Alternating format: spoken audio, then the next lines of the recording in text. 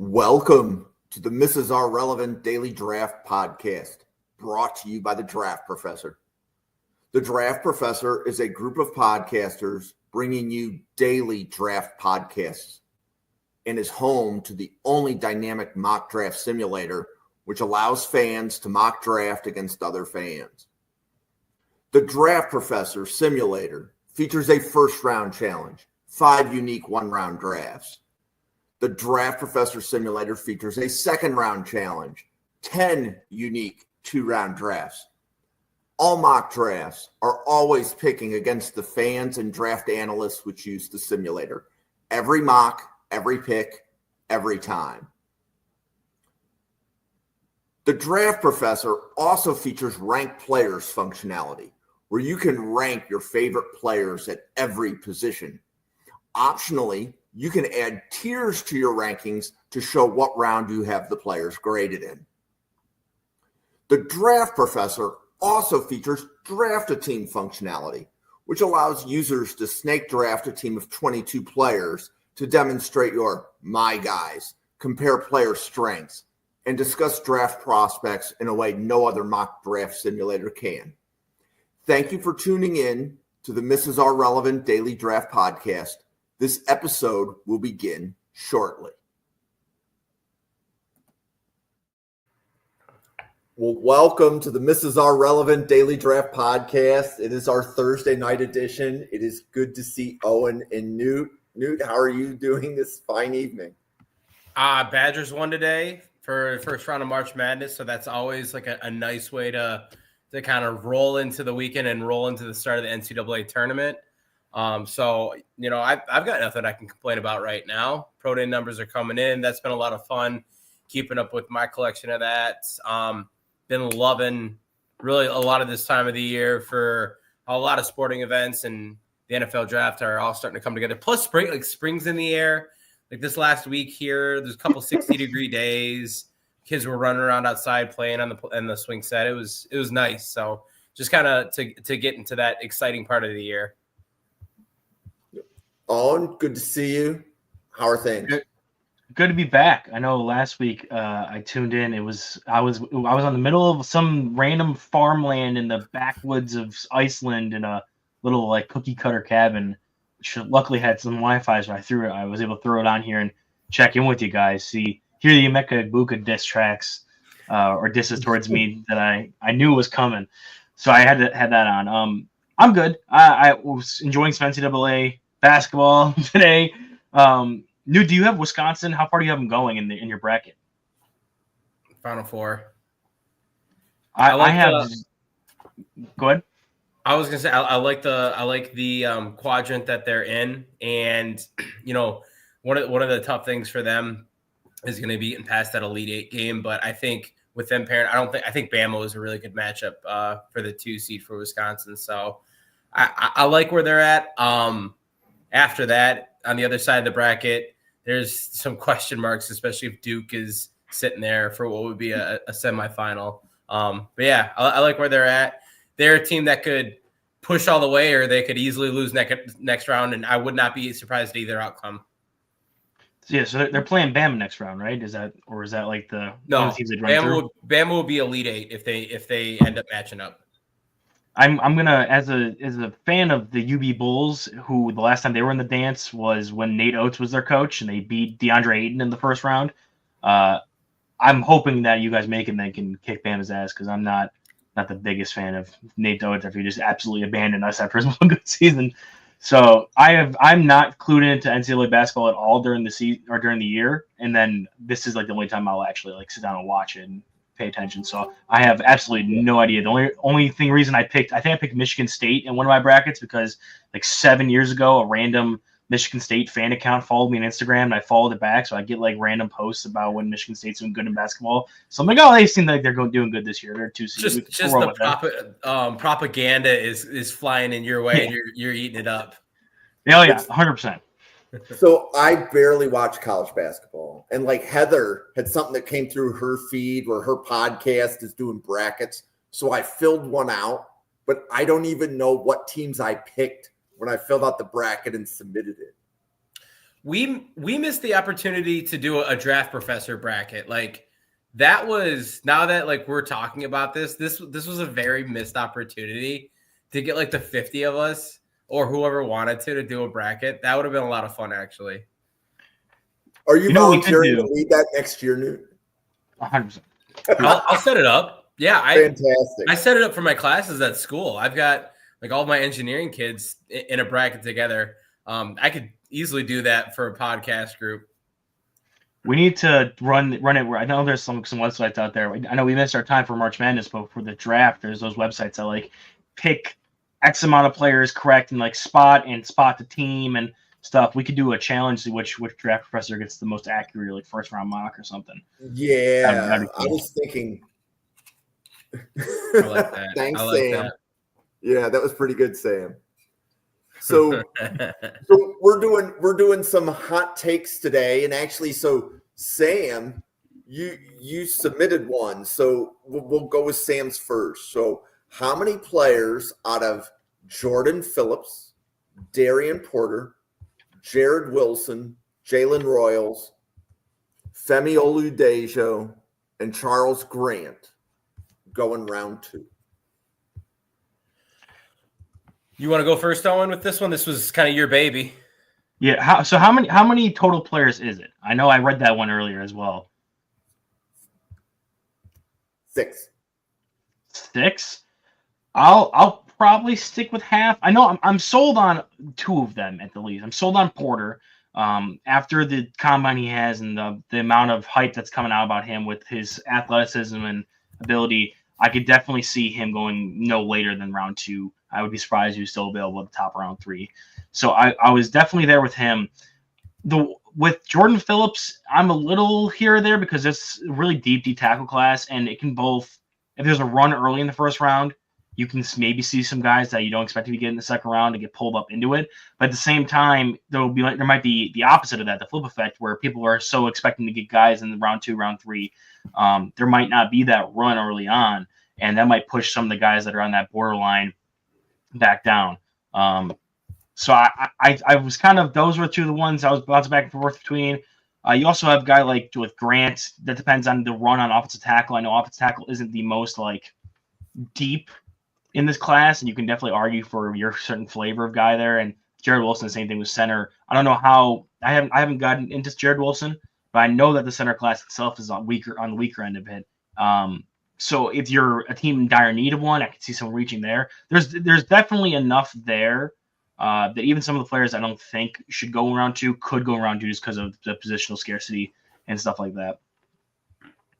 I like that. Jim, can you read the player list one by one? Because I kind of have an idea now, but Jordan Phillips, he'll be around. I think he's going to be round 4, but like fringe, I do agree with Owen where it depends on how the NFL as a whole attacks the defensive tackle class. If they go hot on him, then he'll go. But I think he's gonna be an early day 3 guy. Darian Porter, he will be a day 2 guy in my opinion. He will be an easy day 2 guy in my opinion. But the question is round 2, not day 2. Oh, wait, round 2? I thought it was rounds 2 or 3. No, it's the second round. Oh man, I'm still going Darian Porter second round. Yep. Jared Wilson. No, he'll be a 3rd round guy. Jalen Royals. My heart says yes, but my brain says no. I want him to go second round, but I don't think he will. Femi Oludejo. He'll be a day 3 guy, I think. Charles Grant. Pick 64. Book him to the Philadelphia Eagles at pick 64, trying to fill that spot with Mekhi Becton gone. I know they got Kenyon Green, but you know, he wasn't, he left Houston, or Houston was willing to get rid of him for a reason. So Charles Grant, Philadelphia Eagles. There's my hot take, my very first one for the podcast right here. I'm calling it pick 64. Put it in the books. Yeah. So Sam, my original assessment was 2. Like when I read it last night, I had Porter and Wilson going round 2, but I actually think, as I think about it, Oludejo won't make it out of round 2. I don't think so. I would say 3 of those guys going round 2. I think Royals might specifically be the guy that goes, like, I don't have him graded as a round 2 guy. I have him as in the round 4 bucket. But with his skill set, I can definitely see, because we've seen guys like Tyquan Thornton and other guys who have that more high upside athleticism. I know Royals is a bit better than a guy like Thornton is because he has that run after catch and is built in that specific way. That I think a team could fall in love with him and try to fill that like Deebo Samuel-esque role for him. And I lied. I have him as a 3rd rounder. I just double checked it. Yep. I have him as a 3rd rounder. I want to give a shout out to all the draft professors in the chat. We got Bill Sparks, we got Durst, we got Sam, and we got Mike. So 4 of you are here. So thank you. Okay, so I'm gonna spontaneously do this one. Is Sean Dolak going to be drafted closer to round 4 or closer to round 7? Newt, I'm going to have you go first. That's totally fair. My grade on Dolak is a 6th round right now, so I'm going to say closer to round 7. I think he's going to be somewhere in that. I think if I had to put a guess on it, I would guess that he is pick 200 plus or minus 10 picks. Okay.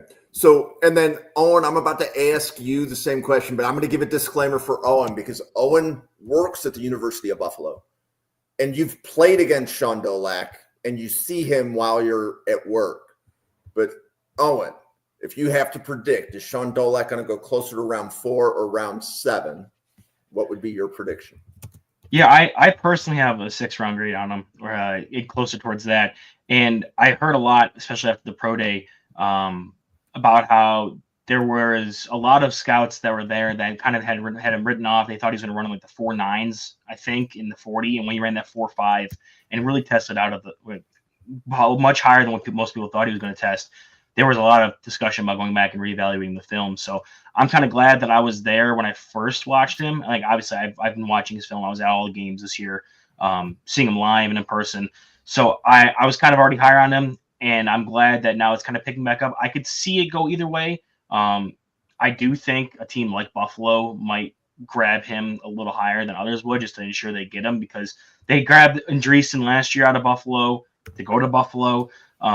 But he was never really a threat to be drafted, whereas Dolak now, he's getting more hype from that pro day, and Buffalo has a need for adding depth linebackers to push some of the established depth already, especially with the Matt Milano news coming out. So there's a link there with the school to the team being in the local area. I could see him going 5th, and it'd be totally justified. I do think he's a great player, and despite some of the size limitations that you want from a traditional linebacker, I do think he's able to play some of that kind of weaker linebacker role, similar to what we saw in what the Bills did with Matt Milano. So I think they're a good landing spot for him, and they might be willing to take him a little higher than what I would like. I personally would probably say like round 6, but I could definitely see him, or a team like the Bills or someone else who maybe is worried that the Bills are going to try to target him in those later rounds to jump ahead of him, take him closer around 4 and like around 5 spot. Okay, so Durst wrote in, how much do you value special team contributions when evaluating prospects, especially day 3 prospects? Owen.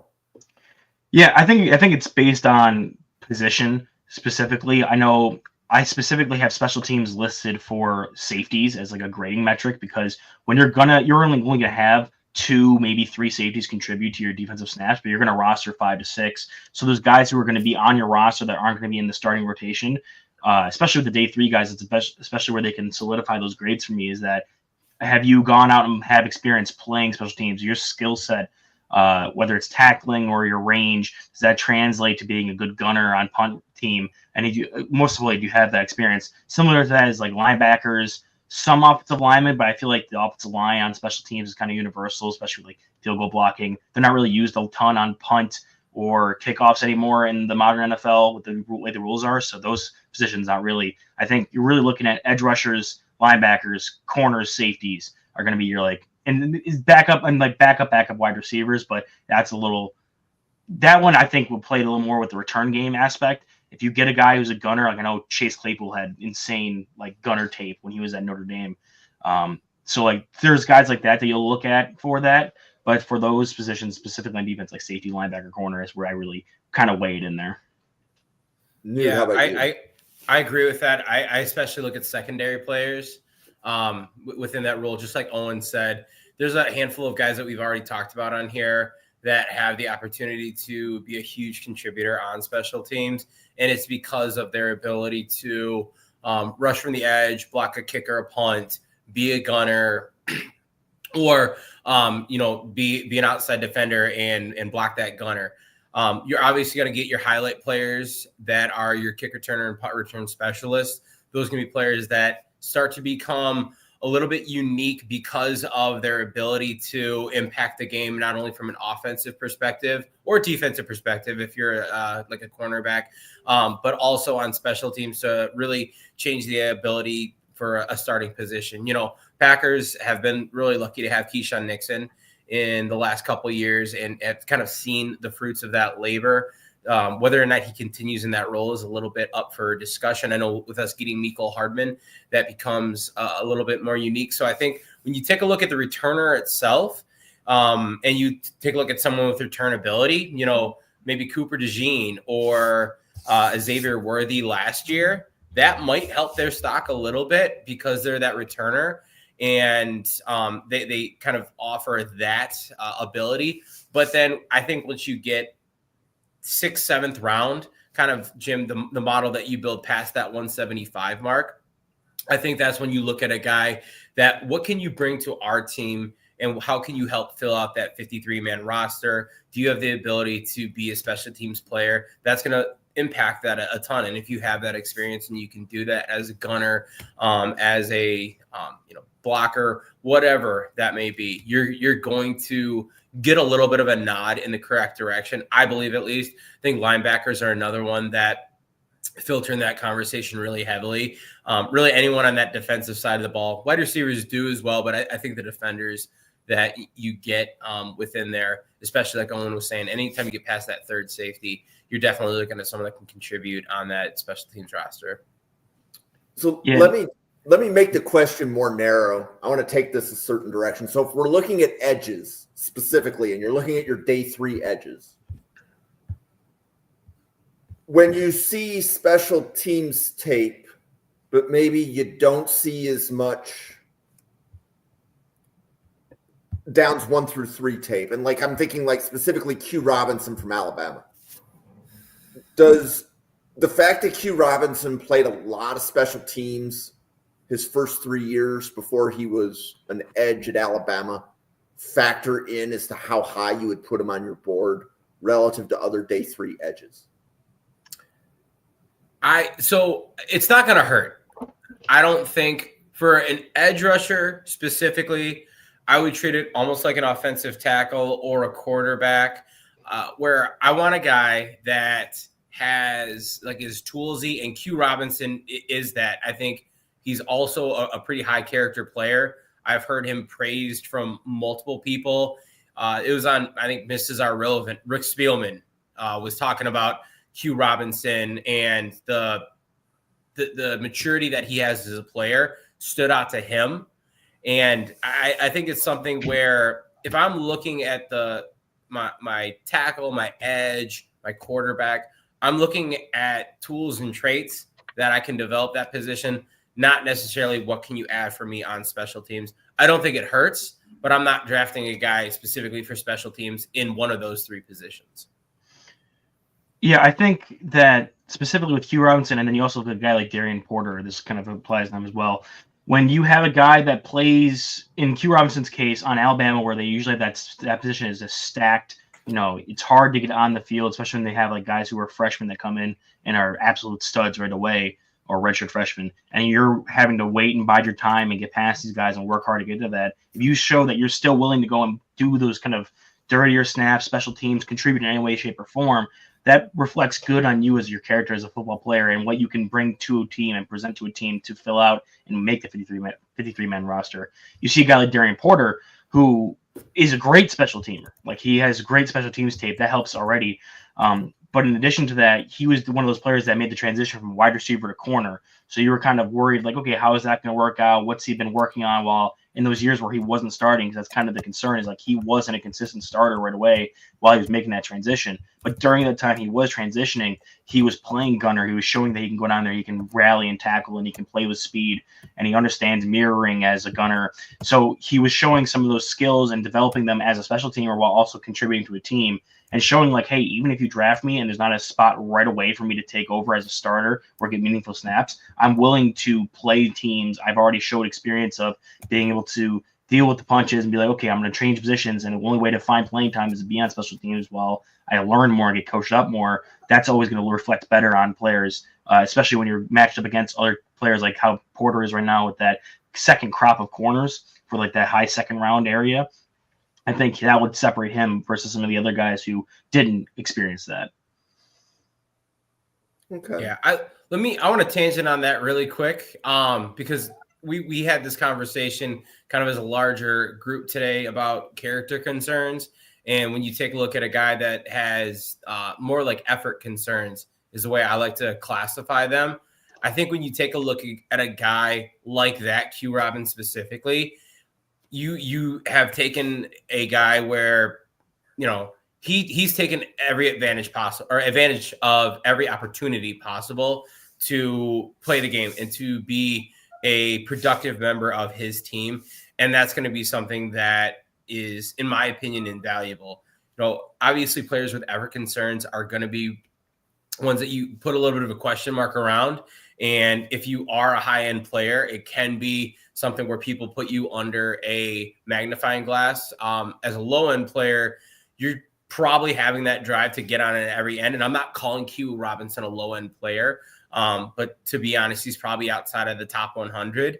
But he's taking advantage of all of those opportunities. And I think when, you know, we're having this conversation about him right now because of the work ethic that he has. And so I think ultimately, when you look at it in that respect, the effort and the drive that he has to excel in this sport and to really put his best foot forward and help the organization is very, very evident. So I think that's going to be something that in and of itself, just exactly like Owen said, will boost him up a board, just because you know you're getting a guy in there that affects the locker room in a really positive way. You know you're getting a guy in there that is coachable and one that is going to be a betterment of the team just by the kind of aura that they're giving off of, hey, putting the team first and what can I do to help? Okay, so Mike also in the chat said, how many interior defensive linemen do you see going into the top 50, and who are they? Oh, this is, man. And, you know, defensive line is your position group, right? You guys, yeah, so it's almost like we were set up for this question. So that's a question for Mike right there. I've got mine up. Yeah, so I'm gonna count. I'm just, because I got my board up, I'm gonna go right down it. We'll go an easy one: Mason Graham, Walter Nolan, Kenneth Grant, Derek Harmon. All of them have the opportunity to be first-round players. In fact, if you told me that those four, one of those four players did not get drafted in the first round, I would be a little surprised. I saw Johnny Newton fall last year, so I guess I wouldn't be like too floored. But I think all four of those guys are first-round talent. I think Mason Graham is a blue-chip player. I've said that before. I'll say it again. He deserves to be a top 5 pick. But the other three, I think, should be first-round picks within there. I've got Derek Harmon just outside of like a true first-round grade, but he is definitely within my top 32. And then it becomes a little dicey. I think any of the other guys could easily go second round, or they might slip. I like Tyleik Williams for a second-round pick. I think that he won't make it in the top 50. In the top 50. Okay. I still think he'll go top 50. I think he'll go top 50, and I'm gonna go. So what does that put me at 5? So you're up to 5. What about Alfred Collins or TJ Alfred Collins and Darius Alexander are the two that are left. I have Alfred Collins up there within my top 50. I think Alfred Collins will go top 50, so I'm going to put it at 6. I think Darius Alexander will go after pick 50, but before the end of the second round. I think age is going to play a factor in where he gets drafted to a degree. I think there'll also be some questions about the competition that he faced while I think he was stellar and showed that he's got the ability, especially at the Senior Bowl, to rise above that, I do think there are going to be some things that do knock him back. TJ Sanders is like the only other one who I think might make a case for that. I know Bill's probably screaming Shamar Turner at the top of his lungs right now. He had Riley Mills ahead of Shamar Turner. I'm just okay. It's in the chat. It's in the chat right now, dude. Okay, and I don't think I don't think Mills would go top 50 because of the ACL. I would love to say he goes top 50. I think he's got the juice as a pass rusher. And like I've made it known very clearly, like I love Riley Mills, but I think that ACL injury really is going to kill his stock, especially with him already being an older prospect. So I'm gonna say 6. Those 4, Tyleik Williams, and then Alfred Collins. So you had 5. 6, right? Oh, that was 6. Okay, I lost. Yeah, Collins. I think lost will be. finger. I'm good. Lost the thumb. So I have. You. Yeah, I have 5. This is just D tackle, correct? Just to make sure It said interior. Not Jordan Burch. I believe it said interior lineman. Okay. Yes. I have 5 D tackles within my top 15 on my board. So those 5 I feel pretty good about. And those 5 would be Mason Graham, Walter Nolan, Darius Alexander, Derek Harmon, and Kenneth Grant. Big Darius Alexander guy. That's probably one of my hotter takes for this. That's kind of a take within the take. Would you say more in depth. Top 20? Top 15. Top 15. A third of your board. A third of the top 15 players. Are D tackles. That's the hottest take. That's the one you say at the end. That's the hottest take of them all. You literally said 1/3 of the top players in this draft. Well, he said the top 15 are defensive 15. tackles. So 1/3 of like a if smaller. You're teaching engineering students, and 5 out of 50 is 1/3. No, he said top 15. He said that's what he said, but you said 1/3 of the top 50. No, so I said I wanted to straighten the math out for those of us that do math in their head. Yeah, so that's definitely one of my hotter takes, and I even in preparation because I saw that question in the responses. So I went back through like an hour before we recorded, where we got on to record this, and I rewatched majority of those guys just to cement them and where I wanted, and I was like very comfortable leaving them where they're at. So I have those 5 guys, and then after that, it's kind of sparses out. I have Tyleik Williams and Alfred Collins both inside my top 50. I think those guys are definitely going to go within those picks. And then the only other one I'm super, not super confident, but like who is slightly out of my top 50 right now is TJ Sanders. There's been a lot of hype. He's been like in first round mocks and has had a lot of hype going in that kind of upper echelon in the top 32 sometimes. I don't think he makes it out of the top 50, especially if there's a run earlier on. So I think he could get pushed up. So I could see anywhere up to 7. But yeah, I definitely have guys who, if they fall out of the top 50, I'm definitely jumping on or saying that they're not deserving of falling out of the top 50. Yeah, I mean, we said I'm same names. I'm kind of leaning on Owen's side. Like, I think it's going to be at least 7. And the top 5 that immediately come to mind: Mason Graham, Kenneth Grant, Derek Harmon, Tyleik Williams, Alfred Collins. Those 5 for sure. Walter TJ Sanders. TJ Sanders, Walter Nolan should put us up to 7. And then I think Darius Alexander, it's an age question. Would somebody take a 25-year-old that early? And like, I know, for example, like Owen, I know that you said you had to scout him for UB, right? Because you played against him, right? Yeah. Correct. So Owens had eyes on Darius Alexander probably even before a lot of us in the draft community did. And I think one of the reasons that I think the defensive linemen are going to go in the top 50 is it's a rarer position than edge, especially in this class. Right? You're going to be able to go at the back of round 3 and get an edge. But by the back of round 3, you're not going to be able to find a defensive lineman the caliber of the 7 or 8 guys that we just mentioned. So I'm going to say 8 defensive tackles in the top 50, because I just think it's such a premium position that is rare, right? That I think that's why they're going to go high, is that you just don't find them very much, kind of thing. So, okay, so Tylen, would you rather, if you're a safety needed team, to use a first on Starks, a second on Watts, or a third on Makuba? I liked this question a ton. Owen, do you want to go first, or do you want me to? Yeah, I can go first. Mostly because I'm still getting through. I know I'm excited to do this because we talked about it on Twitter, but I'm going to drop my tops. I'm going to look right now. I'm watching through Newt's top 7 he dropped on his Twitter, which includes Starks, Watts. I think Makuba's in there, maybe.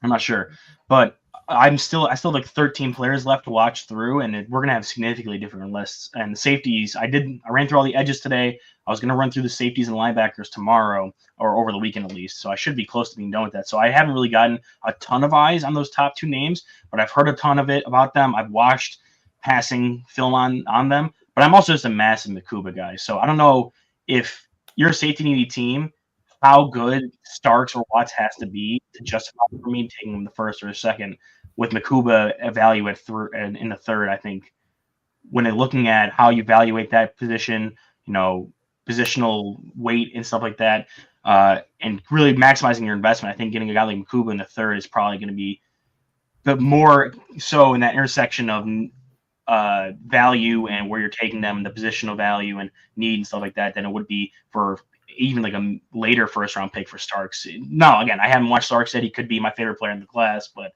that's where I'll stick at right now. Okay, so Dana's got one here in the. Oh wait, Newt, you haven't. Have you answered? I was gonna say I'd like to weigh on this as well, but if we want to skip, if we don't care about my opinion, go for it. I'm getting old. I forget who answered what question first. Well, it's actually gonna be quite boring because unfortunately I completely agree with Owen. So to put a little perspective, Malachi Starks is the number 10 player on my board. Xavier Watts is the number 34 player on my board. Andrew Makuba is the number 54 player on my board. So with that, if you just take a look at like what you're getting for where they are versus where they're drafted, I've got Makuba. I'm sorry, I've got already Watts as a second round, like in that second round echelon. I've got, a really like a late first, early second grade on him. I've got a top 10 grade on Malachi Starks, which are great grades. But I have what is for me a true second round grade on Makuba. He plays a position that's a little bit lower in terms of positional value, which knocks him down a little bit.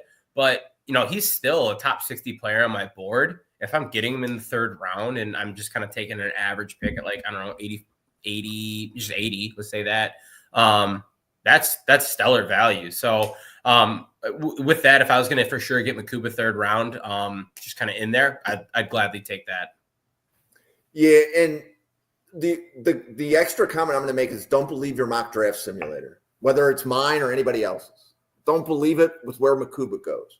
So like Josh, who's a Ravens fan, and they had to move Kyle Hamilton back off of his normal position because they had safety problems. I don't think Makuba gets by Baltimore in round 2. Unless Baltimore gets a safety in round 1. Like, that's possibly preventing Baltimore from making a Super Bowl run. You're going to fill that need, whether it's positional value or not. You need a player to fit that. So I don't know that Makuba makes it to round 3.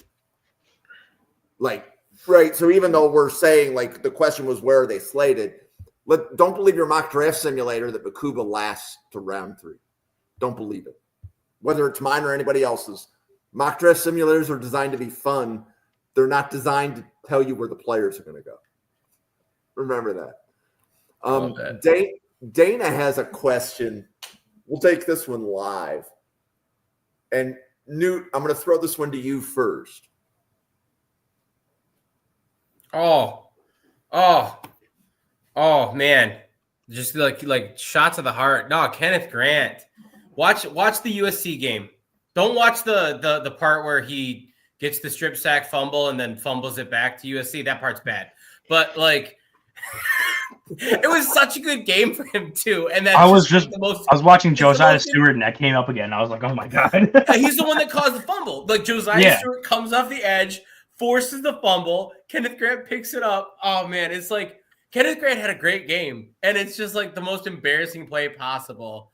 But no, literally first snap of that game, Kenneth Grant just like boom, immediately splits a double team, gets in, makes a tackle on the backfield. He is such an impactful guy. And a lot of times he's had the opportunity of going one-on-one because he's paired next to Mason Graham. But there's defenses that have, schemed both of those guys because of the presence that they know that they have. The guy is over 300 pounds, and he moves like he's just at 300 pounds. Like he's 331, I think. Is that what he came in at? Like 331 for the combine. And the guy moves like he's just dead on 300 pounds because he's just such an explosive athlete. He gets in the chest right away of of blockers, where he doesn't allow them to even use any sort of technique or length advantage that they might have against him. And he's just so incredibly disruptive. I have no problems with him whatsoever in that top 20 role because of what he can do as he could play a true nose tackle. He's got the body mass. He's a little bit shorter too, which creates a really, really good center of gravity. 6'5", I had him at 6'3" and 5/8. Whatever. Thanks, Bill. But regardless, the guy is a stone pillar that you're not moving. Plus, he's got the get off to get through. So I love Grant. I think he's a top 20 player all day. He's number 15 on my board. I really, really do like this guy. Yeah, I think I was gonna name the USC game. I also watched the Texas game and Minnesota games, which weren't ones that she mentioned. I know she said she watched 2 other games. Could have been either of those, but those 3 I watched on top of the Ohio State one. And with Grant, what's impressive is that he is, we'll say 6'3" and 3/8 or 6'5", regardless. He's 330 plus. He was listed at 339 on Michigan's website, weighed in at 331. So you can very much be confident that he is around. That was his playing weight during his year at Michigan. There you go, 6'3" and 5/8, low center of gravity. We're still on that point. There we go. But I think that's what is great about him is that he's such a good athlete, but that's kind of complementary to this. Like you get a guy who, like in his year Stackhouse or in the past, like a Siaki Ika, who their whole thing is like they can absorb blocks and take on 2-3 guys without being moved off the spot and still being able to impact the run game without having to split double teams or being the one who's living in the backfield making those tackles. He's helping others be better. And that's why I thought someone like Mason Graham was able to shine as much as he did, because he had a guy like Grant playing next to him, absorbing more contact and allowing Graham to get more one-on-ones.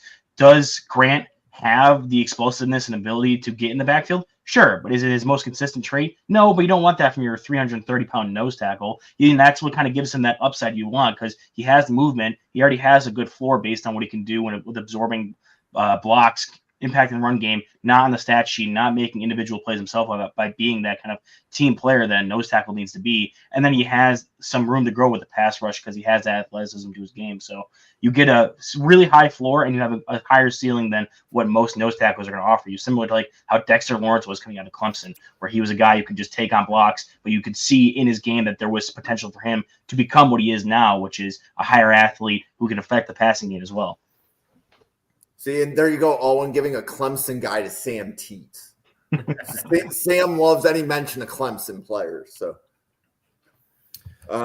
okay, so Anthony Russo, who is the biggest draft riser and the biggest draft faller for you through the draft process? I've got my faller already. I got them both. Can I go first, Owen? Go right ahead. I just thought of a different one. I'm going to go with. So pick 2. It's okay.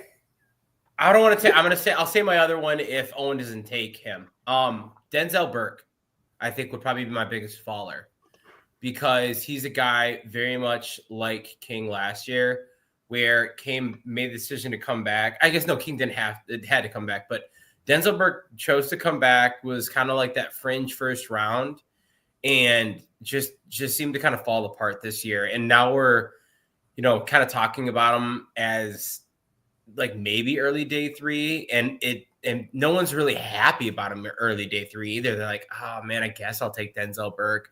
And like I even talk about this with Heather, and she's like, yeah, I just don't see it. And she, she's a Buckeye fan through and through. And from that fan base's perspective, I think a lot of disappointment was put on this season with Denzel Burke. And just like where he was in terms of, you look at May of 2024, first round mocks had Denzel Burke at the later part of that.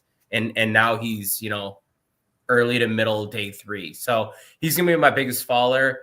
I would say that my biggest riser is going to also be that position. I'm going to put AZ Thomas there as my biggest riser, a guy that was not able to come out of nowhere, but really was not talked about in terms of being a top 10, even a top 15 cornerback before the season started, to now I think you're having legitimate conversations about this guy being a top 3 cornerback in this year's draft class and surpassing the likes of a Will Johnson. I think the conversation's already gotten past Benjamin Morrison, which is more, a result of Benjamin Morrison's injury, I would say, than anything. But this guy is being talked about in the likes of, there's Travis Hunter, and then maybe it's AZ Thomas, maybe it's Jade, maybe it's Will Johnson, maybe it's, person other, but like AZ Thomas is in that conversation. And he's like really, in my opinion, making a push to be a top 20 player in this year's draft class. So both defensive backs for me, that would be my risers and fallers. I'm curious as to what Owen has for this. Yeah, I have a couple ones to pick from here, especially risers. I think the easy layup for faller is going to be Deone Walker. That was the first one I thought of, and then I went with Burke after. Yeah, it's just not that fun because that's kind of been the conversation around him the entire season. Because preseason, coming off the hype from what he was talking about, or what his film was from last year, where he's this massive dude who was wrecking stuff in the SEC as a redshirt freshman and as a sophomore, and then it just didn't have that same impact. And then he's talking up his combine, his 40-yard dash time, and then that falls. And it's like you see the building blocks that are there, and you see the older tape, and you see how good he could be. And it just was like nothing got put together. I was introduced to him. I didn't watch any of the older tape first. I was introduced to him as the new tape with having read and understood what he was like before. So I kind of had this confusion. I had to go back and rewatch it myself to understand like where that was coming from. And I've heard injury talk and like stuff was nagging him all year this year. I still don't think that really explains fully the 40 time discrepancy there. But I mean, at the same time, I don't want to, if he's gassing himself up to that extent, I'm not really going to hold against him. But I think that was kind of a layup for that spot. And for riser, I'm going to go with Matthew Golden, from Texas. So even up to like after the season ended, up until like the Arizona State playoff game, Golden wasn't even really seen as like a borderline day 2 guy. He came over from Houston. All the attention went to Isaiah Bond taking over for all the pieces they lost at in the Texas wide receiver room last year, like with Adonai Mitchell and Jordan Whittington, and then also Xavier Worthy. So you have Isaiah Bond being the one that's getting hyped up to step in and take over those shoes, and Matthew Golden ends up being the guy who comes in and is like the highest wide receiver out there, taking over from T-Mac for some people as their wide receiver 1. So I do think him going from basically, and I heard a lot of people saying, oh, he's not a round 1 guy. I'm hearing some bubbling, he's a round 1 guy. There's no way. And then I watch his tape, it's good. He has an insane combine. He's really super high riser.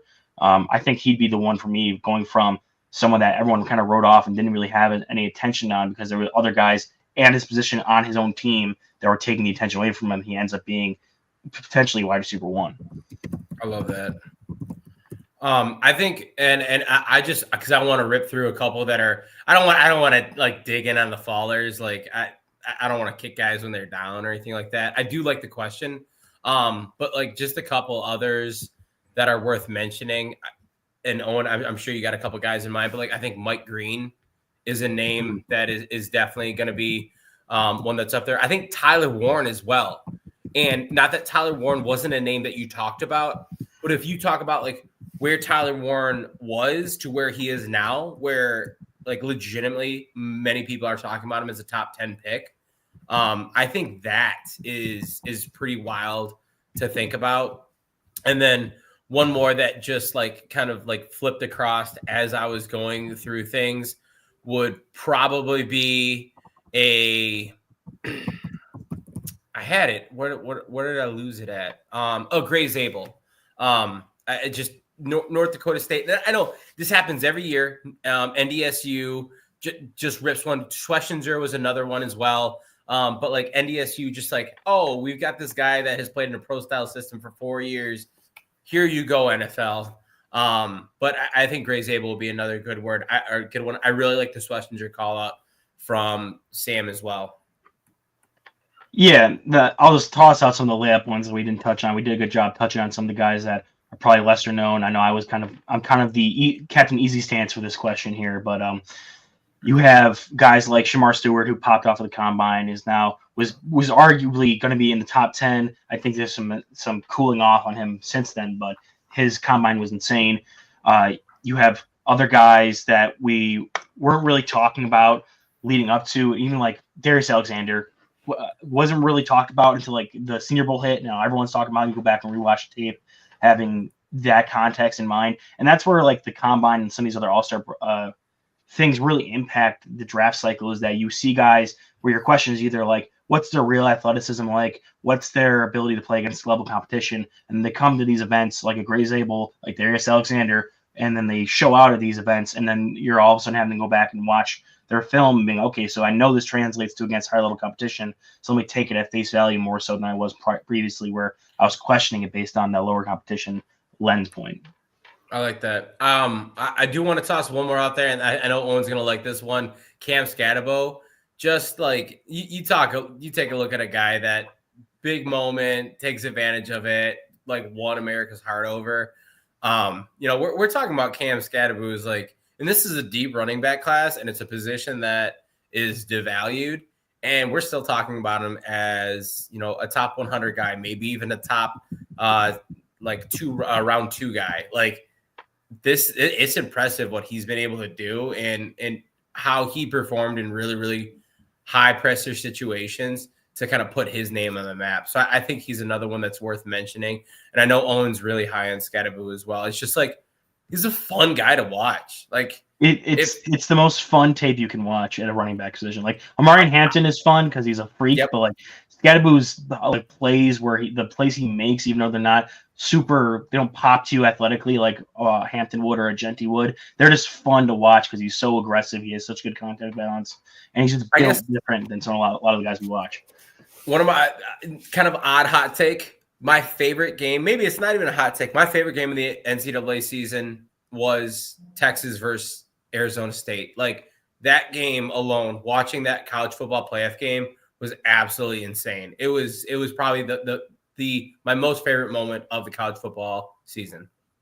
I would agree because I remember we were doing my wife had never seen any of the Indiana Jones movies, so we were watching Indiana Jones marathon, and I had seen them all already, so I wasn't really paying that much attention. So I had on my phone the Texas Arizona State game going on, and I was like halfway through Raiders, and I was just like locked into my phone because we got to the fourth quarter. I'm like, this is insane. I'm like losing my mind on my phone, and she's like, they're just talking. What do you? And I'm just like locked in and watching Cam Scatterbo throw a touchdown pass and moss a dude down the sideline after getting held. It was insane. Every part of that game was just so great. Hey, I want to pause for a second. I want to give a shout out to somebody. So we have big news in the Draft Professor world. So this is Mike. He's path to the Jags. He got hired today by Temple to be a full-time scout. Congratulations, Mike. That's awesome. Yeah. Mike's a good follow. Seriously, if you do not follow him, he is awesome to go back and forth with on Twitter. Great follow. At Path to the Jags. But that's Mike. So you don't see him on Draft Professor much. He was podcasting with us October, November, December, and then life took over. But Mike, awesome. Congratulations. Seriously. So Mike, I happened to see the text in the group chat that came while we were on the podcast. So congratulations. So That's awesome. Oh, and you want to take a minute, introduce yourself, and let everybody know who you are and how they can find you. Yeah, so I am Owen. I'm at Weekly Huddle on Twitter, X, and on YouTube. I'm actually simul streaming this now over there.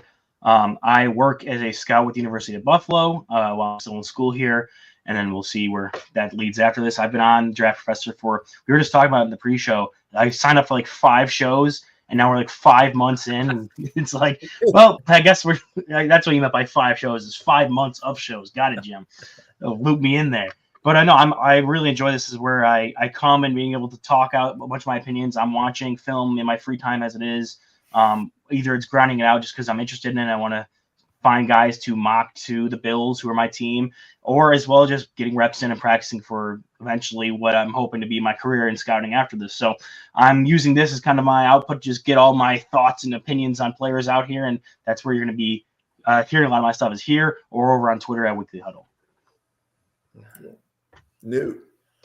So you can find me also on Twitter at NFL Draft _Weston, and realistically it's the same as Owen. My kind of like tertiary output is the website that I run, zerotechdraft.com, which I've been able to kind of effectively like loop into a lot of this stuff, and it's been fun to utilize that as a little bit of a platform. But Twitter or X, whatever, that's going to be kind of the biggest way that I like to interact, get my thoughts out there. But realistically, it's this Thursday night podcast. It is so much fun to talk on here.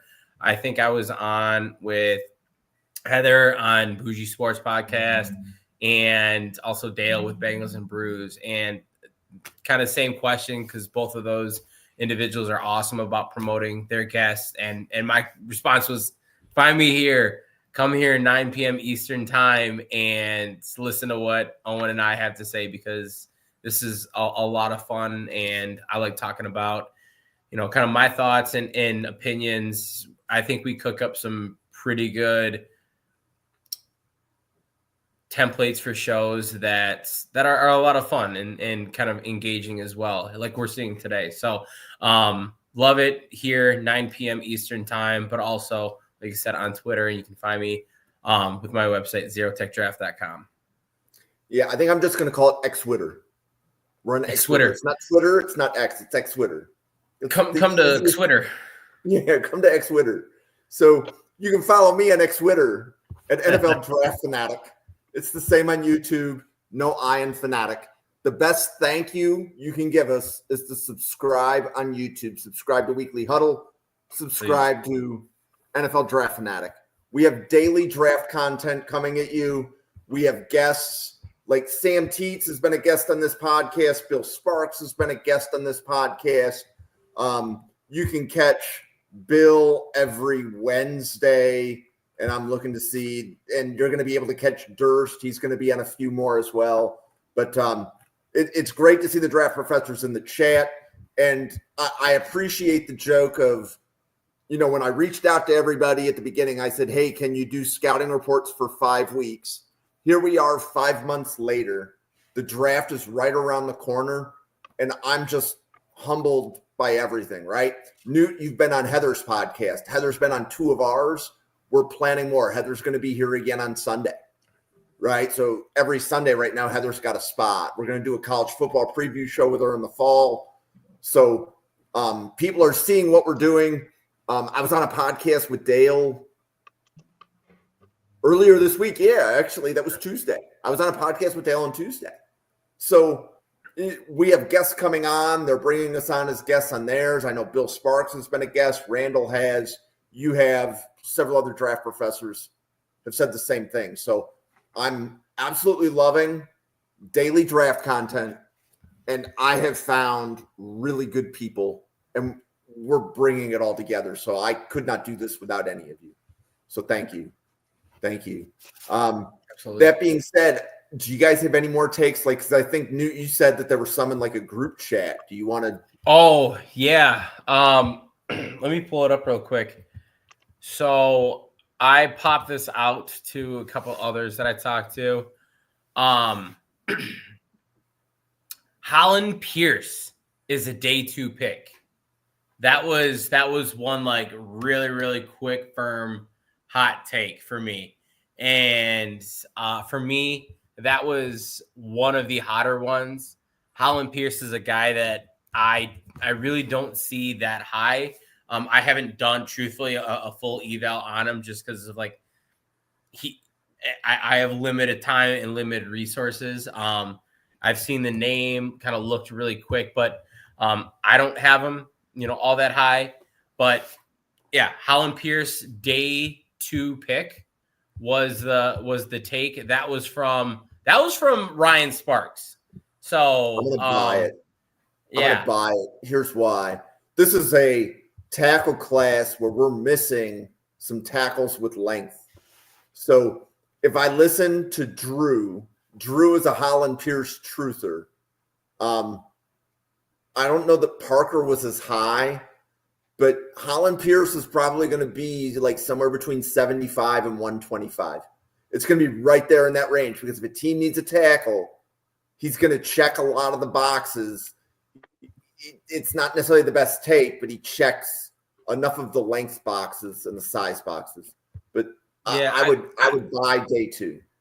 I get it from the thin tackle class. It was just one where, man, it was. I don't want to overdraft just because I need that position. And Sam's in here now. Jalen Travis, Logan Brown. There are a couple other guys that I could point to as well. I get taking a flyer on Holland. I truth be told, I'd probably take Jack Nelson over Holland Pierce personally. Just from, and I have not looked at Holland Pierce really, really closely, but from what I've seen, I probably would. But that's just where I am. So Sam, Drew loves all 3 of these guys. Like there's a late night podcast, 10 p.m. on Tuesdays.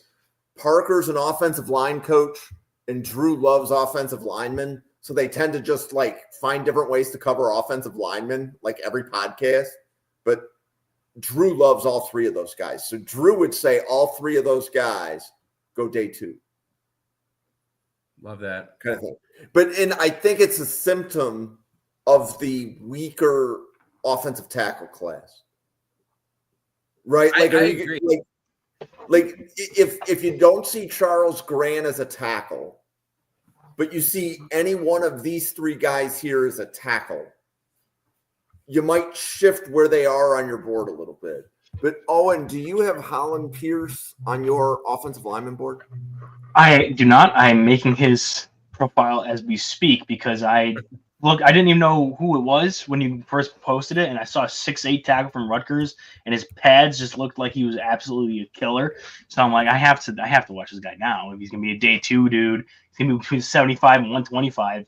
I need to see how this looks out. Also, shout out Sam Teets for shouting out my guy Jack Nelson he's gonna be a guard, but not. I think despite some guys who have height, there is a lack of length. So like a guy like Jack Nelson who doesn't really have the greatest of arm lengths gotta be a guard for a team that's got like Peyton Manning playing quarterback though.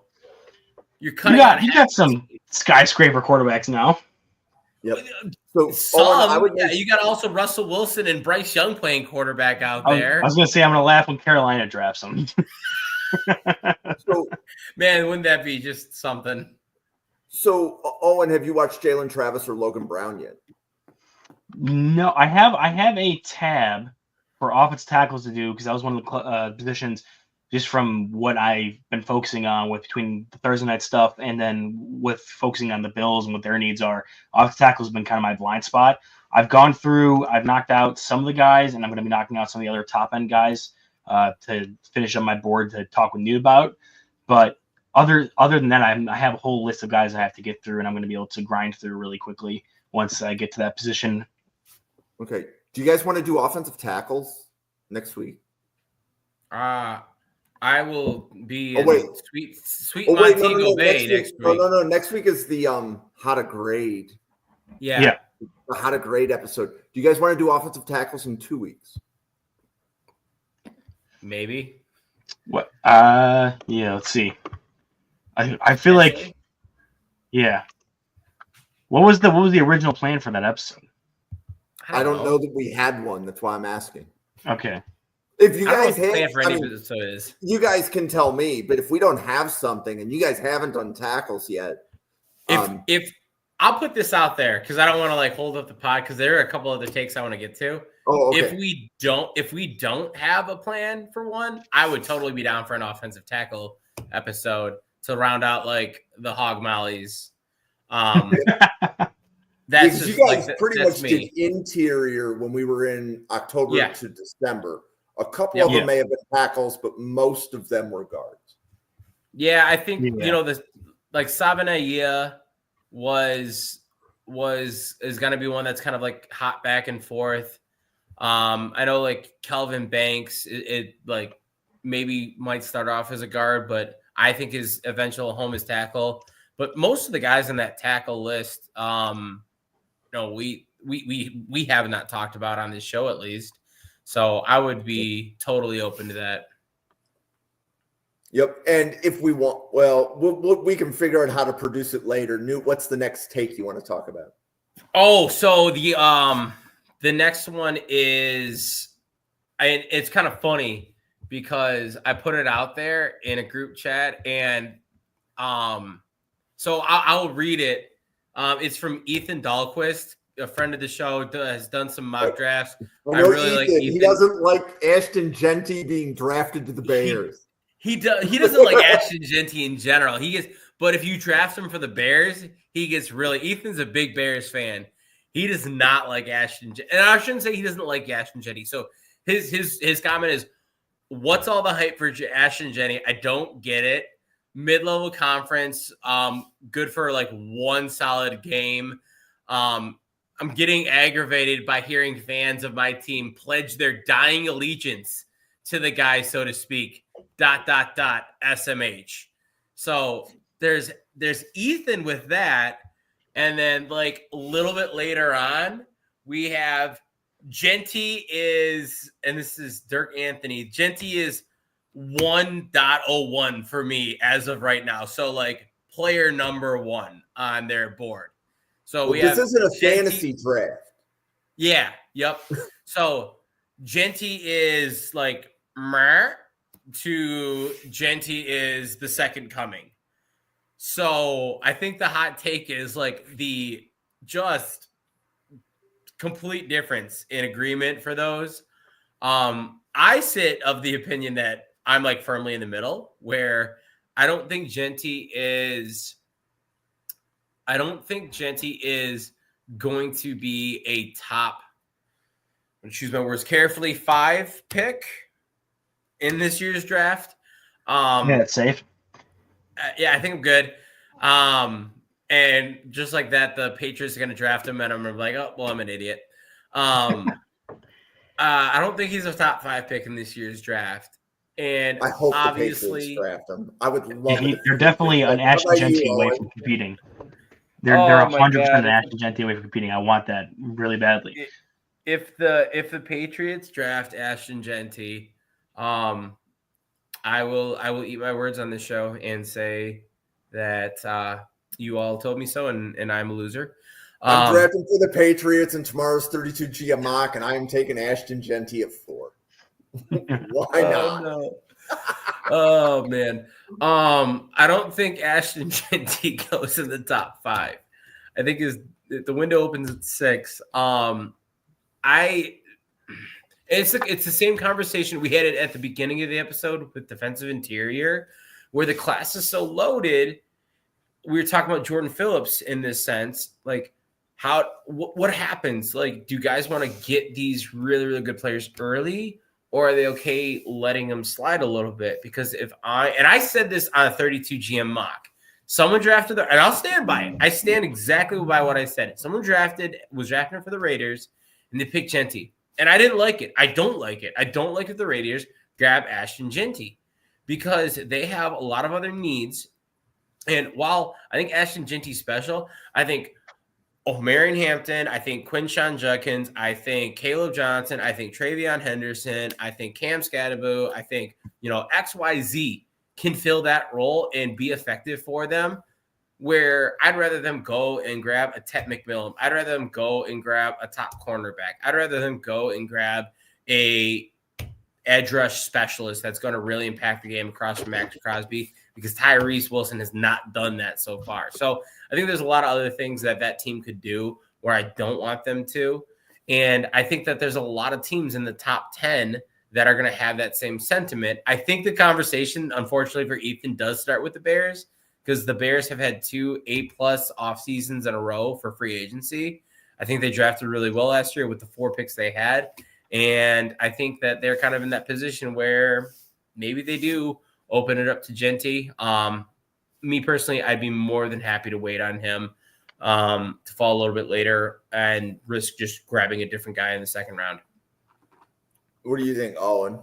Yeah, so Genty is my 5th overall player on my board. I'm more towards the side of I don't think the Raiders pick is terrible. Zamir White and Alexander Madison doesn't prevent me from taking Genty, but also all those guys I knew named would be better than either of those guys were last year for them. So it's not like it's their biggest need. It's a need, but it's not something that like I'm pounding the table for them to go do. I think the Bears spot is the best for them because they're so well equipped to like what's the missing piece to that offense. They have receivers, they have a quarterback, they've been adding to their offensive line, getting a guy in who I view as someone who has phenomenal vision, like elite contact balance. His ability to generate power despite him having a smaller frame because he's just so dense and squat. That's kind of my kryptonite for running backs a lot of times is if they have that kind of 5'9" sub build, but they're over 210 or they're pushing 210 and they have more of that dense build where they can absorb contact either by bouncing off of tackles or by moving the pile because they have that low center of gravity and low pad level. I'm a sucker for that. And Genty combines that with like a great ability to cut, make guys miss in tight spaces and in the open field at full speed. You have a lot of things you like with Genty. I don't think he's at the level of a Bijan. I know I've heard people talk about him like why is he not being talked about in like the Bijan Robinson area or Saquon Barkley level of players. I think personally he doesn't run. He's not going to be running those 4.3s and those 4.4s. I don't really see that on tape. Even if he does go and run it at the combine or his pro day. I mean, he didn't run the combine, but at his pro day, if he runs really fast, I just didn't really see it on tape. His receiving is fine. It's nothing amazing. You're not going to mistake him for Christian McCaffrey out there. So there's holes in his game that you can add to. There's nothing I think he's absolutely terrible at. There's just stuff that I don't think unlocks that top level. Can he be a guy who leads the league in rushing yards? Sure. I think he has that potential. A lot of guys have that potential, but I think he's more of a safer bet to do that, especially if you add him to a team like the Bears where that's the last kind of missing piece on offense where he can be that kind of Jahmyr Gibbs style player for the Bears and that Ben Johnson offense that you're really looking to add to. And if you can add a guy who's either got that home run speed that Genty just is lacking slightly or can be a kind of a bigger back so you can save Genty for not grinding out those short yardage situations because while he is good at contact balance and driving a pile, he's not elite power back in the slightest. So you can compliment him with other stuff. I don't think he's just all around perfect back like Saquon or Bijan was, but I do think he's a guy that in comparison to other running backs, he's as close to like a well-rounded player as you're going to get coming out in the draft class. I want to that take. Let me modify that take with a different question. Newt, when Ashton Genty is drafted, let's say he's drafted to the Bears, is he a top 10 NFL running back like the day he's drafted?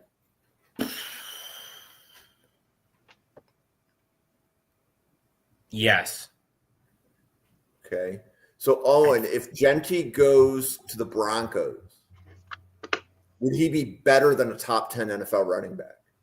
Like, does the team he goes to change how high you would rank him on the running back ratings? Like, do you like him better with Denver than you do with Chicago? I don't think the differences in those areas really matter as much. I think Denver's off the line definitely assist him more than a place like Chicago's would. But like looking at the backs who are in the top 10, can he be better than James Cook, Kyren Williams, Joe Mixon? I definitely think if not day one, because you kind of unproven there, he can definitely be that by the end of his rookie season. I do think he has that potential. So I definitely think drafted, he's towards the bottom of the top 10, but definitely a top 10 guy. Yeah. Like I said, similar to how he viewed Bijan or Saquon.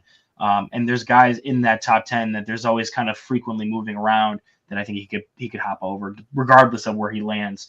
As long as he's not running behind the Boise State offensive line against the Penn State front again, I think he's the top 10 running back easy. Yeah. So, and I'm going to now modify the question for the Bears. Is there another player that you think you could mock to the Bears at 10 that would be almost instantaneously a top 10 player at their position in the league? I think let me modify your modifier, Jim. Let's stack these here. Oh, I love it. Absolutely love it. Go for it. Or it's more like a rephrasing. If Genty is there, say the Bears are at 101, like they got the first overall pick. Which player, or I guess we won't do that because Travis Hunter, I guess, would be more the answer there. If they had say 103, whatever. What is there going to be a player that's there that impacts them winning in their first season more so than Ashton Genty does for that Bears team? So, like, obviously, if Travis Hunter's there, they grab him, that he's going to impact winning just because he can play both sides and he's that level of talent. He's my first overall player. But, like, if Genty's there and say the mock was 2 quarterbacks go, wide receivers gone, Travis is gone, Mason Graham, like kind of that chalk picks we've all kind of accepted. I think maybe Will Johnson is there. Potentially, he could impact. Can you imagine Jalen Johnson and Will Johnson on the same team? It'd be insane, and I feel like that's where I'm leaning towards, like maybe an impact corner. But outside of Will Johnson, I don't see who else could be that and it'd still be there. Yep, and that was actually the direction I was going with that question. It was actually how you rephrased my rephrasing. So yes. So I actually months, but we're beginning to think alike. I'm just saying. I actually thought about it. I thought about it in a different way, and this is going to be a little bit hotter, just kind of from our group. And I mentioned it earlier. If you grab a guy like Kelvin Banks and you pop him at guard for now to, pop into what, like, they already have Joe Thuney, and I know they've done a lot to bolster that. Braxton Jones is their left tackle. Are the Bears, buying up Braxton Jones jerseys like crazy? No, because he's a guy that gets the job done, but he's not a guy that's like you're excited about. You got Joe Thuney. He's got how many years left? You have gotten these other guys, who they get from the Rams? I'm blanking right now. Jonah Jackson, thank you. They redid all 3 of those interior players with Drew Dahlman as their new center as well. Yeah, and Dahlman as well at the center. Like, I'm perfectly fine if you go with who you think is the best tackle in this group and you use him as that filler player to kind of push any of those 3 off interior players. Because here's the thing. Joe Thuney can easily play center for you. He's shown that he can do that. You probably don't want him to. You want Dahlman to be able to take care of that for you. But I think if you get a player that's a true tackle that, like, you're happy about, I think Bembu is the exception because you have Darnell Wright. You're not drafting another right tackle. If you get a guy that can play left tackle and you're comfortable with that, I actually really like Kelvin Banks for the Bears. But Jim, to your point, what you asked, I think that's if you want to win next year, no, you wouldn't do that because you're building for a team that's 2 years away, not next year. But yep. I think that would be, from a roster building standpoint, a really, really dangerous way to approach the draft. And what has been truthfully the Achilles heel of the Bears has been that offensive line. Now, they've done a lot for it, but they have grabbed guys that, all have kind of a little bit of exception. Jonah Jackson has the elements of having kind of like the 1 year and then the injury in LA. Joe Thuney's a little bit older. Dahlman is, in my opinion, he's a guy. He's better than what they had, but he's no one that you're like, oh, yeah, this guy's going to be top 5 center in the league. And then, once again, pair that with Braxton Jones, who is he's there. He's adequate. Honestly, he feels like Rasheed Walker for the Packers. Where, like, if anyone said, hey, you could easily upgrade Rasheed Walker, And I'd be like, all right, let's go ahead and do that because he's a guy. He gets the job done, but I'm not excited about it. Man, we're just dunking on all my guys at offensive tackle. I was a big Braxton Jones and Rasheed Walker fan in those draft classes, specifically as day 3 guys you can grab and potentially get starters out of, which is like you Owen, like you proved to be correct. Like the fact that like they're doing what they're doing, you're exactly correct. So for what they are, but Rasheed Walker was a 7th round pick. What was Braxton Jones, a 4th or a 5th? He was like 4th or 5th, out of Southern Utah. For like where they're drafted, oh my God, those guys have been stellar. But at the end of the day, do I want a guy that's able to get it done, or do I want a guy that's like, do I want a Joe Alt in my system? Well, do I want like, you know what I'm getting at? Where so that was how I was going to flip it, right? So if you expect the Bears to be good after this year, Brandon Beane, I remember the quote after I believe the Bengals knocked the Bills out of the playoffs a few years ago. He's like, we're never going to suck bad enough to have Joe Burrow and Jamar Chase. Like the Bengals had to suck twice to get players that were that good to draft them that high. Yeah. Right. I remember that press conference. I was dying laughing. Like I thought that was funny. So if you're the Bears, if you don't expect to be picking in the top 10 anymore, you need to draft a position that's worthy of a 10th overall pick.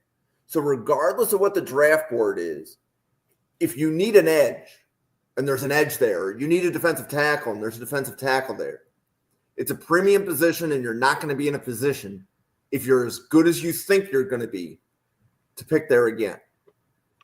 Right? Like you need to go for that player that's going to make an impact at a premium position, according to the Jim Wickens theory of team building. Right? But Owen, where do you fall on that?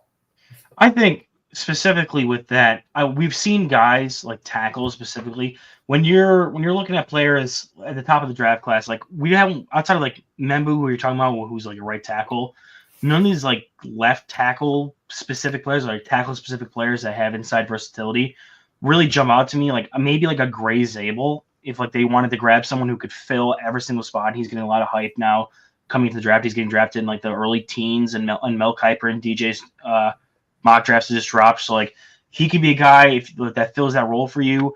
But to be honest with you, if I get Ashton Jeanty and then one of like Donovan Jackson or Jonas Savaiinaea in the 2nd round after that, to be that guy who has inside-outside versatility. I know Savaiinaea just said he wants to play guard at his pro day, but he played tackle in college. Same thing with Zabels. Donovan Jackson showed he can be competent out there.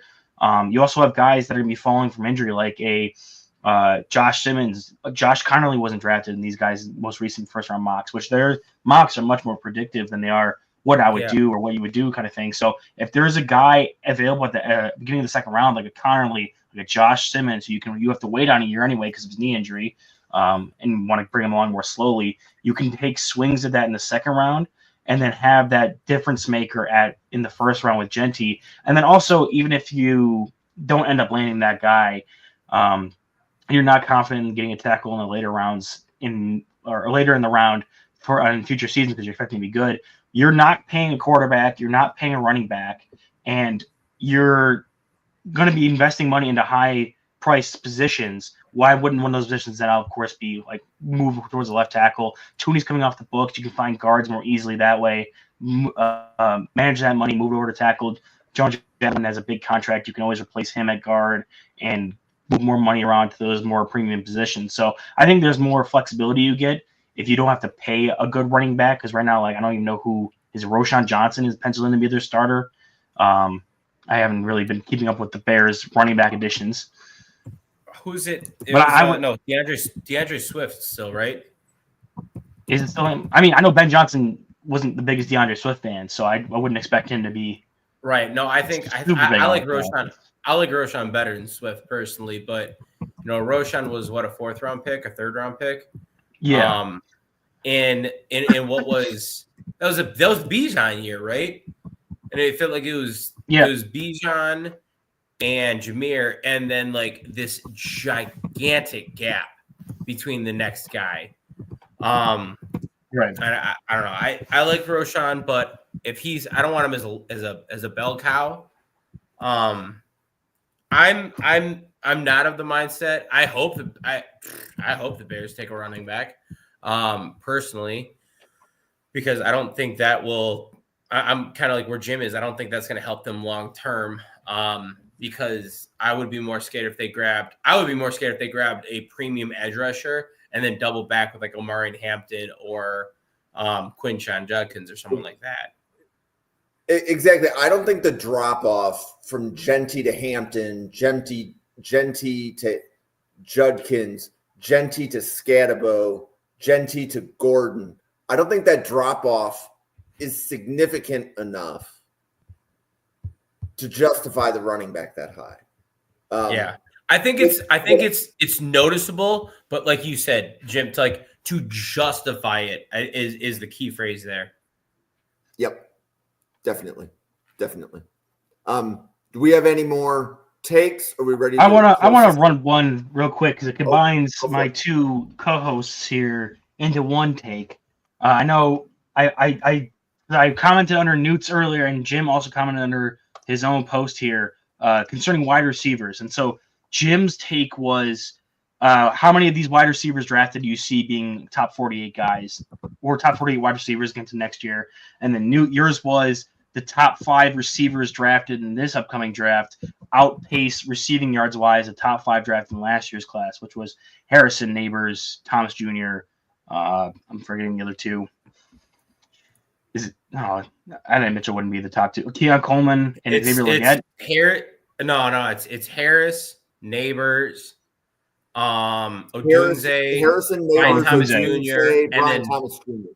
And then Worthy, yeah. Okay, I forgot how many were actually drafted the first round last year. Dang. 4. So there was still Legette and Worthy did, so it was 6. Yeah, but So really combining this can be like a wide receiver discussion is really kind of the state of what the wide receiver is. Wide receiver room is, or wide receiver class is in this draft here. I'm personally a little bit higher on them than consensus. I know a lot of people talk about how this wide receiver class is kind of lower. I think it's top heavy. I don't think it has like necessarily this great depth as say like last year's class does. And I think that kind of plays into what we're talking about here with like top 48 receivers in the league and the top 5 in the receiving yard production.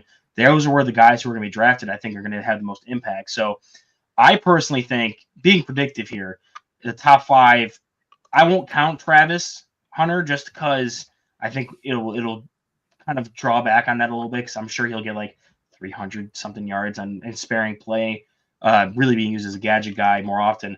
So if we took the top 5 wide receivers, we T-Mac, Golden, Ikbuka, and then like Burden and I'm sorry, did you say Ikbuka? I'm talking predictively here. Did you say Ikbuka? I happened to let that slip. And then 5th guy, take your pick. I'd probably take Jaden Higgins. You can also say Jaden Higgins. All right, yeah, this is a Jaden Higgins podcast, so I'm glad with that. But I think those 5 can outpace definitely. I think a player like T-Mac, depending on where he lands, can be a number 1 option.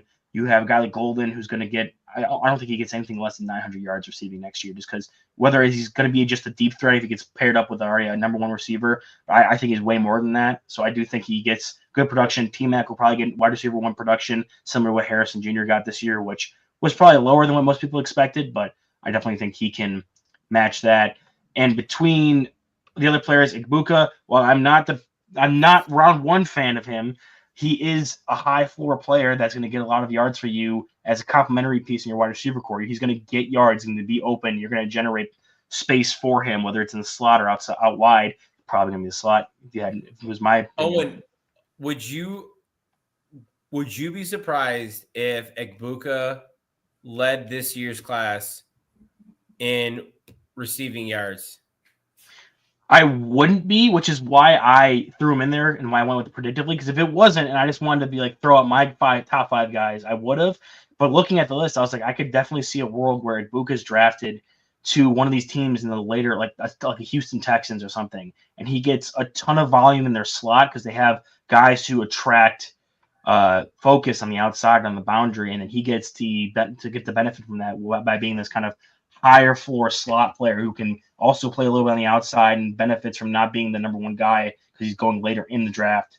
I could definitely see him landing there and being a guy who gets like 1,100 yards. We're talking about him as like the best receiver in the class. How did he fall so low in the first round kind of thing? Whereas T-Mac, I can definitely see another like Marvin Harrison Jr. situation where he goes to the team that's not that good or doesn't really have a lot of options outside of him, like a Patriots, where he's being force-fed balls and he gets volume that way, but he's not really given a lot of opportunity to work with space that like a guy like Egbuka could get.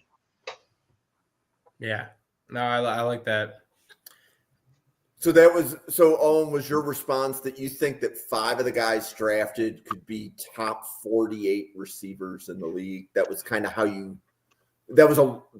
got there in a roundabout way, but that's kind of the way that you're thinking. I think that the top 5 receivers drafted this year are going to outpace top 5 last year. I know we had some disappointments between Harrison Jr. and Odunze. Worthy wasn't a big stat stuffer. It was really carried by Brian Thomas Jr. and Malik Neighbors. So I could see that definitely.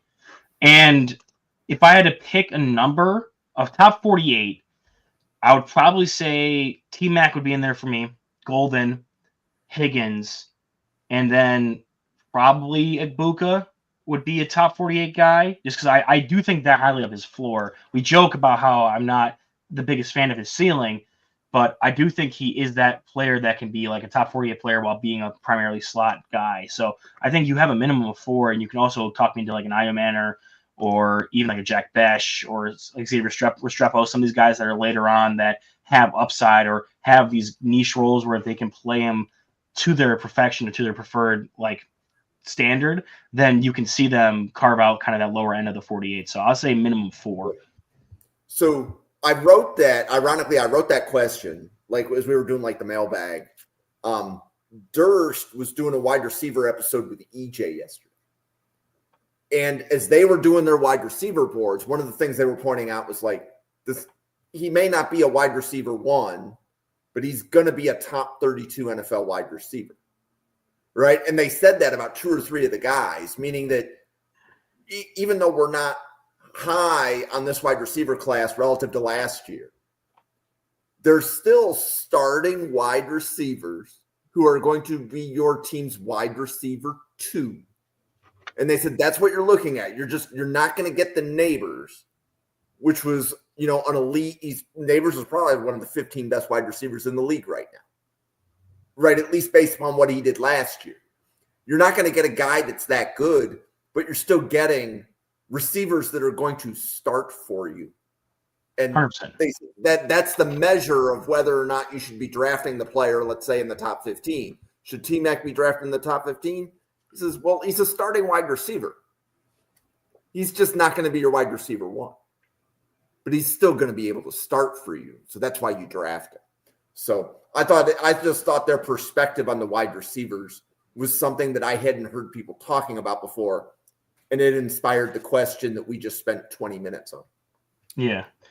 When you were cooking up the top 5 receiving yards one, what did you think was going to swing it? Do you think they're going to be able to break it this year or beat that last year's class with this year's class? And like, why specifically would you think that? Oh, my take was that they're going to. I think they're going to break it. Couple things that go into it. Harrison was a huge disappointment. And like we talked about him being a huge disappointment, he had like 850 yards as a receiver, which any rookie receiver besides Marvin Harrison Jr. would be excited about that. But given like where he was supposed to be, yeah, he was a little bit of a disappointment. Odunze was kind of covered up by the 2 veterans that were on the team that impacted him. And Xavier Worthy was electric when he was there, but there's a lot of times where he was just kind of hidden in that offense. And so there are these guys where you're looking at the top 5 guys, and Brian Thomas Jr. is really the one. Like Malik Neighbors lived up to the billing. Like he did what he was supposed to do. Brian Thomas Jr. stepped in and kind of saved that group by having the year that he did. And it was one where, if you're tossing Ladd McConkey in there, it's a little bit of a different conversation. But there's also like Adonai Mitchell. There's also Xavier Legette. There's also Ricky Pearsall, who were drafted up that high and like just didn't have that great of seasons where compared to where we were talking about them, we would have expected to have them. So I think while last year's wide receiver class was a lot of fun, there was not nearly the output that you would have expected from that group. And I expect, like with any group, with any wide receiver, like you're more likely than not going to get that. It's tough to be a really big impact wide receiver day one. But with that being said, I think that there's a couple things that play in mind for this group. Number one, you're probably going to have, and once again, I'm just like Owen discounting Travis Hunter. You're probably going to have T-Mac go as like a top 15 pick. I like T-Mac. I think T-Mac is a wide receiver one at the next level. I comp him to Mike Evans.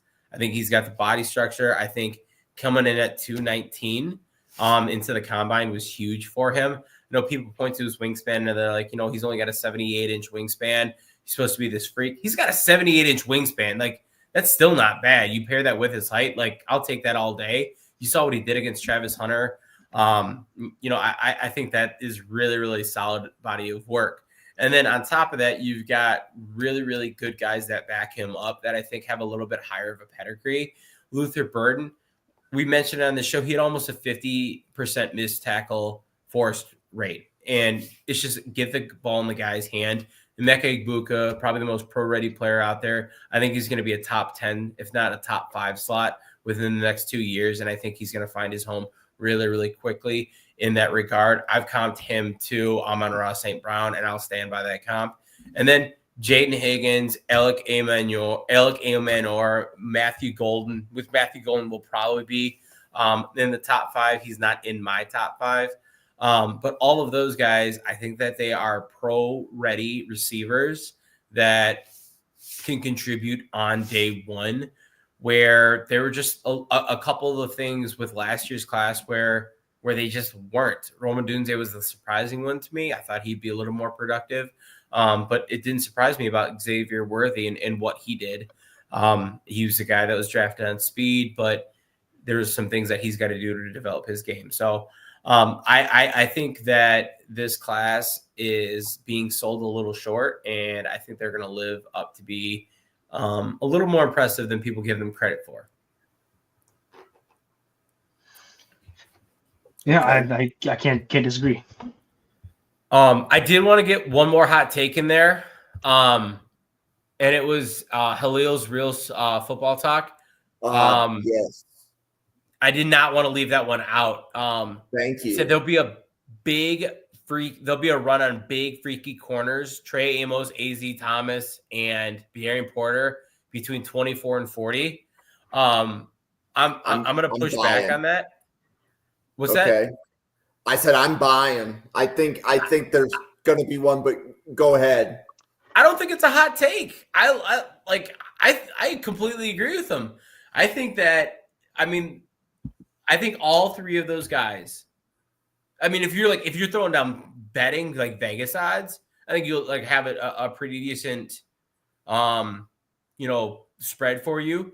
But I like that. I think that all three of those guys. So I don't think it's a hot take, but man, I totally agree with that. That's the range for all three of those guys. And I talked about early on before we did our cornerback class. I thought there was a difference between the haves and have-nots. Like the first rounders and then like the third rounders. Like I really struggled to find like a cornerback that was worthy of that second round pick. I think that AZ Thomas will be the first one in that group, but Darian Porter and Trey Amos have definitely lived up to billing. They both have, maybe something that's holding them back. Porter's got his age. Amos does have a little bit left on the table in terms of his ability. I think Amos is still really good. I would even throw in that conversation. Oh my God, why am I blanking right now? Suvan Ravel, I think, is probably in that conversation as well. I think those four, I would add Ravel in there. Those four guys go between picks 24 and 40. Yeah, I was cranking through corners while I was in Iceland. When I was like laying in bed, I'd be watching tape on my phone because we were covering them. Enjoy your vacation. we were watching the podcast at 1 a.m. from a farm in Iceland, for God's sakes. While I was there, I was talking in the group chat because I was right when the free agency was popping off, and being a Bills fan, our biggest need left over is like corner two. So I was posting some of these draft profiles in our Discord with other Bills fans. So I was kind of refining and finalizing my rankings there. And the only thing I really have objecting to that, I also think Ravel would be in that list of guys who 24 to 40. I think all those guys could go on a run there. I don't think that's the hottest take. The hottest part of that take, I personally think, is calling Trey Amos like one of these long athletic freaks, because I think the biggest question I had with him was his long speed. He answered it with his 40-yard dash time, but I don't really think that showed up all that well on tape specifically. I didn't really see a low 4.4s or high 4.3s, whatever he ran. I know it was fast. I didn't really see that when I was watching him. So it was like, when I read that take, I was like, I could definitely see that. And I have Trey Amos as like my guy. He's probably my guy out of that group of guys in that class to want to go with. But all those guys, like you said, are long, freaky, especially Thomas, Ravel, Porter. And there's going to be teams that fall in love with them. There's so many teams that run that kind of deep cover three or heavy man systems or heavier man systems. That are going to want these players. And we talked about guys like Porter being able to come in and contribute on special teams. And Ravel, even though he got the injury, was having a standout season to start the year. And you're going to be able to see teams that are going to be like, okay, this guy, they probably would have graded him in the first round, but you can get him at the top of the second. And even looking at the teams that are picking in the back half of the first and the top of the second are all teams that are going to need corners. Like the Bills need a corner. The Bears going to be coming back around to the top of the second. They're going to need a corner. The Patriots going to need a corner if they don't take Travis Hunter. There's a lot of teams that are going to need corners, and those guys are like the next. Even if you like other corners that are not the big, tall, freaky guys, those are my next guys up. So those group of guys are my next guys up at corner. So I think there's going to be a run on corner anyway, and it's going to be those guys regardless whether or not their traits are what put them there, but the fact that they're just the best remaining corners. Yeah, I want to piggyback on what Owen said. And actually, Newt and I covered this while Owen was on vacation. So if you look at the playoff teams, right, so they're picking at the back half of the first round. Minnesota signed 0 corners in free agency, and they need a corner. Baltimore was in on Lattimore before the Commanders got him. Baltimore needs a corner. Buffalo needs a corner. Has Kansas City replaced L'Jarius Sneed? I think they got a corner in free agency, but that doesn't mean that KC's out on corners. Philadelphia needs a corner. Philadelphia, I believe, cut 2 corners, right? And I don't know that they signed one. So right there, I rattled off 5 of the 14 playoff teams that need a corner. That doesn't, and the Commanders could still use one, right? I believe the Packers were a playoff team, and they need a corner. Yep. Right? So I'm up to 7. So 7 of the 14 playoff teams need a corner. That doesn't even include the teams that Owen just said that are picking at the top of round 2. The Raiders need a corner. The Patriots do. I actually think the hotter take is like 6 corners going round 1 because everybody's trading up ahead of Buffalo to get one. Right? Like to me, if 5 corners don't go before Buffalo's drafting a corner. But I think by the time the 6th corner is off the board, BPA is going to be a different position. It's also the corner class itself is so there's such a divide between like how Newt was saying the haves and have-nots. Like there's guys where you see your bona fide first rounders with Will Johnson and Travis Hunter and Jahdae Barron, and then like I have Amos in the first round, but I can still see towards the back half of it where I could definitely see him slipping to the second. Then you have your like higher second round picks, your Porters, your Amoses, your Thomases, maybe Morrison if he checks out health wise, and Ravel. And then after that, like, are you like sprinting to the podium to draft Maxwell Harrison at the top of the second, or in the middle of the second? Are you running up to the draft Jacob Parrish with his size concerns? There are guys after that where you're kind of, if you miss on that first crop, you're going to be a little worried about it. I think it's going to push up the need and demand for it. I think a hotter take, one that I can definitely see happening, separating D tackles from edges and offensive tackles from interior offensive line. I think within the first 50 picks, corner may have the most selected positional wise in those first 50 picks. I like that. Was spicy. So I do like basically every day with a coworker. like 2 Packer mock drafts. And if we don't grab a cornerback in the first 2 rounds, I'm looking at like praying Zy Alexander is there in the 3rd or Dorian Strong. And it's like, man, like I like Zy Alexander. I think Dorian Strong can play outside corner, but I'm not like, yeah, we got this guy. It's like, okay, we got a guy. Where, you know, you're grabbing one of the guys in your top 2 rounds when you're getting a Porter, when you're getting an Amos, when you're getting an AZ, which AZ is way too low on every mock draft simulator.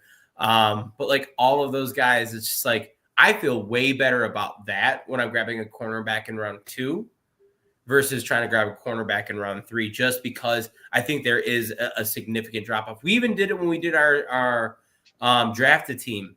Like I drafted the left perimeter corner, and it was Benjamin Morrison. And there's a lot of consensus. Like, man, it's just like kind of scraping the bottom of the barrel there to get an impact guy at that outside corner spot. Once, you know, the others had been taken. Yeah. And there is a guy that I guess we should probably find a way to talk about a little bit. Bilal Cone is a name that's come up on several podcasts. So Josh likes him, Drew likes him, but I don't know that even when we did the cornerback big board that any of the 4 of you had him in your top 15. I believe is it no. Eastern Michigan or Western Michigan? Western Michigan. Or is it Eastern Kentucky? It's Western Michigan. Western Michigan. Are you familiar with him, Owen? Yeah, we played Western this year. And someone who works in our office used to work with Western, so we kind of got an input or insight there. Cone, and I'm pretty sure he ran really well at the combine specifically, and he's at 6'2", 190.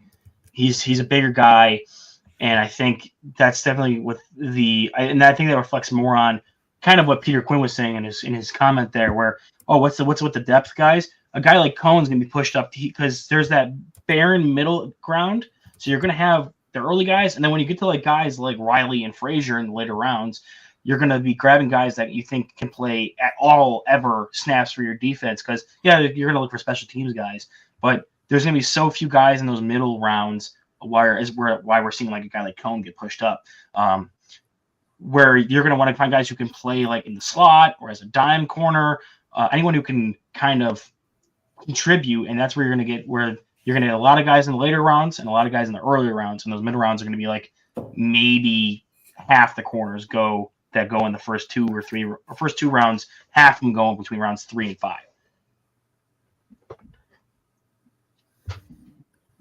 Okay, so Peter, hopefully we answered your question. And Peter, I think you're up very late because if I remember correctly, you are somewhere across an ocean. Oh my God. God. Thank you for stopping by. Thank you. Tillin Miller. So this looks like it's a Packers question. So, Newt, what is a Packers corner? Like, what's Packers their type? Corner? You got it. So, Jair is actually kind of like a fringe cornerback for the Packers. Truth be told, absolutely ended up working out. Obviously, injuries aside, he's been a stellar corner when he's been on the field. So if I just kind of like read down the list, and most of this comes from Brian. If you don't follow him, give Brian a follow if you want to know anything about Packers, because he's freaking amazing when it comes to these thresholds. But 5'10" and a half would be like the threshold for height, 190 pounds, which Tylen hit on the nose.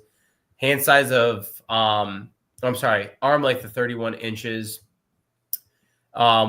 A 4'6", 40, a 4'4", 20, or a shuttle, should say.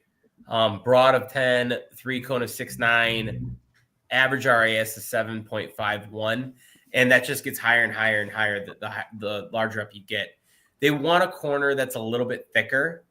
They don't want a guy that is stick thin. That's why, like, I think of like a Kobe Bryant or even the Maxwell Hairston, where he comes in at, he's 183. Zy Alexander, I like him, but he's 187.